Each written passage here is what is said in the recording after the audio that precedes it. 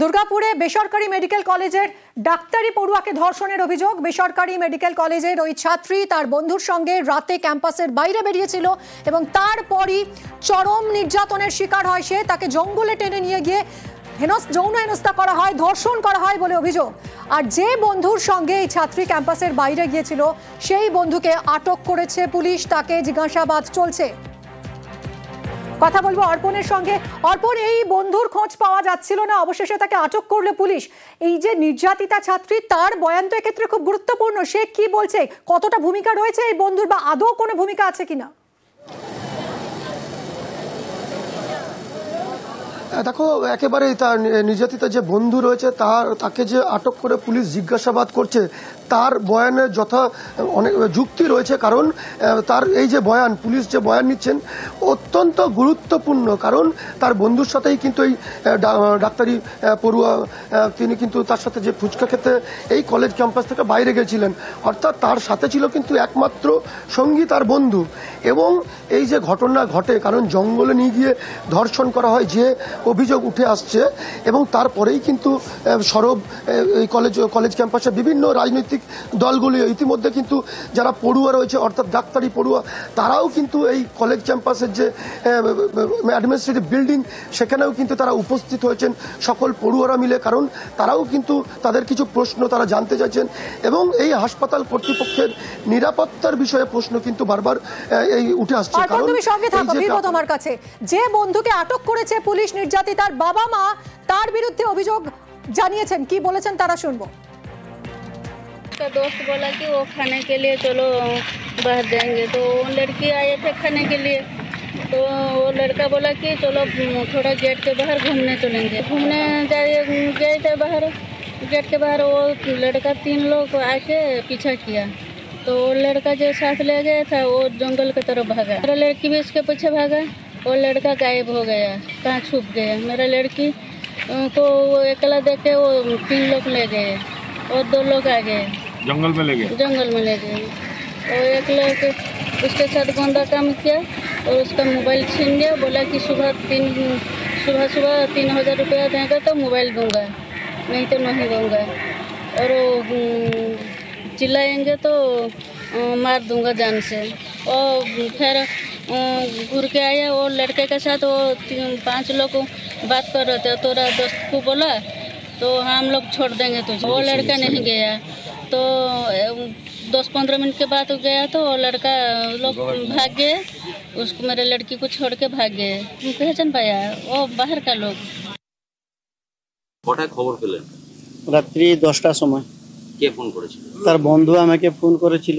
এখানে 9:30-9টার মধ্যে একজন ছেলে ও বললো গুপচুপ খাবো, চলো দেখি, সেদিকে ভুলে ওকে নিয়ে গেছে। যখন 3 জন লোক এসে গেছে, ও ছাড়িয়ে সেখানে ওকে পালিয়ে এসেছে। তার মধ্যে একজন ওকে রেপ করেছে, ওদের মোবাইল ছড়ে নিয়েছে। তারপরে 3000 টাকা দিলে মোবাইল দিবে বললো, তার কাছে 200 টাকা ছিল, ও 200 টাকাও ছড়ে নিয়েছে। ছেলেটা কে হয়? ছেলেটা তার ক্লাস ফ্রেন্ড হয়, সম্ভবত এই ছেলেটা জড়িত আছে। অর্পণ, এই যে নির্যাতিতার বাবা মায়ের বক্তব্য আমরা শুনলাম, গুরুতর অভিযোগ ওই বন্ধুর বিরুদ্ধে। এরা মনে করছেন এই বন্ধু জড়িত থাকতে পারে। একই সঙ্গে কলেজ কর্তৃপক্ষের বিরুদ্ধেও এদের অনেক অভিযোগ। কর্তৃপক্ষ কি বলছে?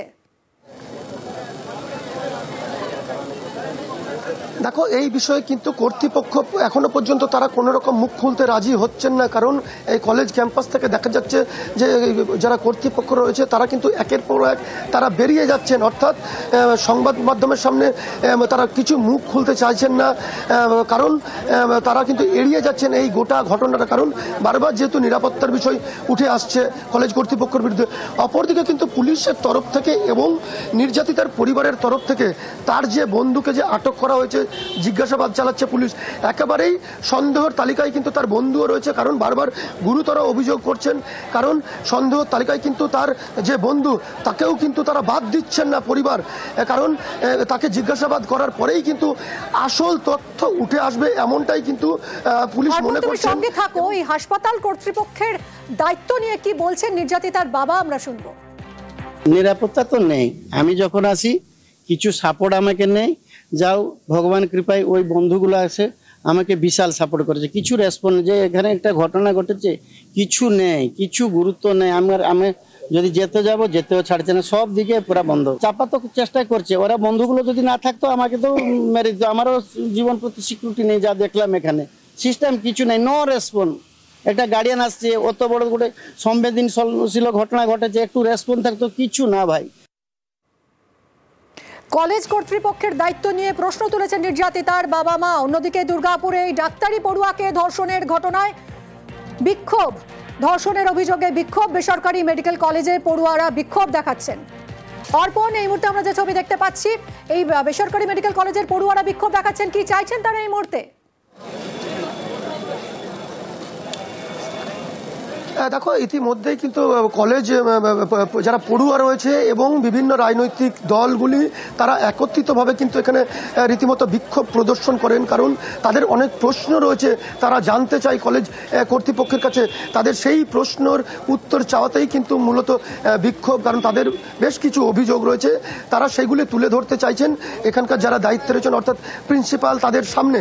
এবং এই বিষয়ে কিন্তু একটা প্রশ্ন উঠছে, তোমায় জানিয়ে রাখি, যে নির্যাতিতা যে সময় এই ঘটনা ঘটে, অর্থাৎ ধর্ষিতার সঙ্গে যে ব্যবহার করা হয়েছে, কারণ সেই সময় একমাত্র তার যে বন্ধু সেই মুহূর্তে কিন্তু তিনি ছিলেন, এবং তারপর এই ঘটনা ঘটার সময় সে হঠাৎ করে কিন্তু পালিয়ে যান এমনটাই জানা যাচ্ছে। এবং আর কারা রয়েছে, এবং যেটা জানা যাচ্ছে যে গণধর্ষণের শিকার হতে হয় এই নির্যাতিতাকে, এবং সেই মুহূর্তে এরা কোথাকার স্থানীয় নাকি তারা কলেজের কেউ, গোটা বিষয়ে কিন্তু প্রশ্নচিহ্ন দেখা দিয়েছে। কারণ এই ঘটনায় এখনো পর্যন্ত কেউ গ্রেপ্তার হননি, শুধুমাত্র তার যে বন্ধু তাকে কিন্তু জিজ্ঞাসাবাদ চালাচ্ছে পুলিশ আটক করে। ধন্যবাদ অর্পণ। এদিকে এই ডাক্তারি পড়ুয়াকে ধর্ষণের অভিযোগ, রিপোর্ট তলব করেছে রাজ্যের স্বাস্থ্য শিক্ষা অধিকর্তা রিপোর্ট তলব করেছে হাসপাতাল কর্তৃপক্ষের কাছে।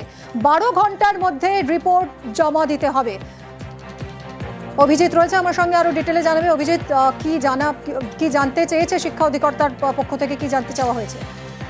মিমি, একদিকে দুর্গাপুরের এটি একটি বেসরকারি মেডিকেল কলেজ, তবু রাজ্য স্বাস্থ্য দপ্তর স্বতঃপ্রণোদিত হয়ে গোটা বিষয়টাতে হস্তক্ষেপ করেছে, এবং যেহেতু ভিন রাজ্যের একজন ছাত্রী, ফলে কোনো রকম দেরি না করে এইরকম একটা গুরুতর যে অভিযোগ উঠেছে, সেই অভিযোগের পরিপ্রেক্ষিতে একদিকে যেমন দুর্গাপুর কোকোভেন থানা তারা তদন্ত চালাচ্ছে, তার স্বাস্থ্য দপ্তর পরিষ্কার জানিয়েছে যে পুলিশের তদন্ত করতে করুক, কিন্তু বেসরকারি যে মেডিকেল কলেজ কর্তৃপক্ষ তারা বিস্তারিত রিপোর্ট দিক যে কি করে বিষয়টি ঘটলো, এবং ওই ছাত্রী উড়িষ্যার বাসিন্দা, ওই ছাত্রী কিভাবে বাইরে বেরোলো, এবং গোটা বিষয়টার সম্বন্ধে পুঙ্খানুপুঙ্খ বা বিস্তারিত রিপোর্ট তলব করা হয়েছে।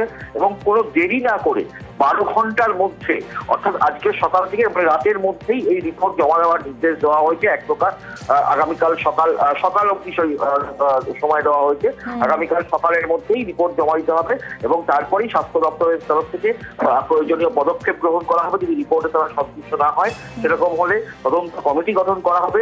অর্থাৎ এই বিষয়টিকে অত্যন্ত গুরুতর আকার ধারণ করায় স্বাস্থ্য দপ্তর অত্যন্ত গুরুত্ব সহকারে বিবেচনা করছে।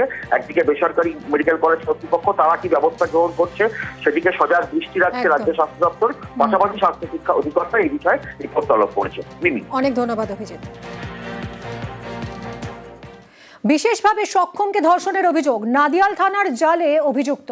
গতকাল রাতে মহিলাকে ধর্ষণের অভিযোগ, গ্রেফতার অভিযুক্ত মোহাম্মদ ইয়াসিন। কথা বলবো রৌনকের সঙ্গে। রৌনক, এই অভিযুক্ত কি নির্যাতিতার পূর্ব পরিচিত, কি জানা যাচ্ছে, জেরায় কি উঠে এলো? যেটা জানা যাচ্ছে পুলিশের জেরায়, এই অভিযুক্ত আদতে মহিলার আত্মীয়। গতকাল রাত 12:30 নাগাদ মহিলাকে বাড়িতে ঢুকে ধর্ষণ করা হয়, মারধর করা হয়। তারপরে পুলিশে খবর দিলে পুলিশ ঘটনাস্থলে পৌঁছায়, এবং আজ সকাল 6:30 নাগাদ মোহাম্মদ ইয়াসিনকে পুলিশ গ্রেফতার করে। ইতিমধ্যে মহিলার যে প্রাথমিক সম্পন্ন হয়েছে, মেডিকেল পরীক্ষার জন্য পুলিশ ইতিমধ্যে আদালতে আবেদন করতে চলেছে, এবং গোপন জবানবন্দির জন্য পুলিশের তরফ থেকে আজই আদালতে আবেদন করা হবে। অন্যদিকে যে অভিযুক্ত তাকে ইতিমধ্যে আদালতে পেশ করা হবে।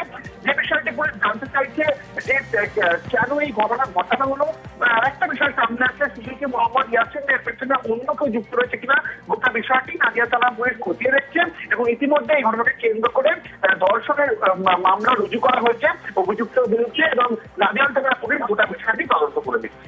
ধন্যবাদ রৌনক।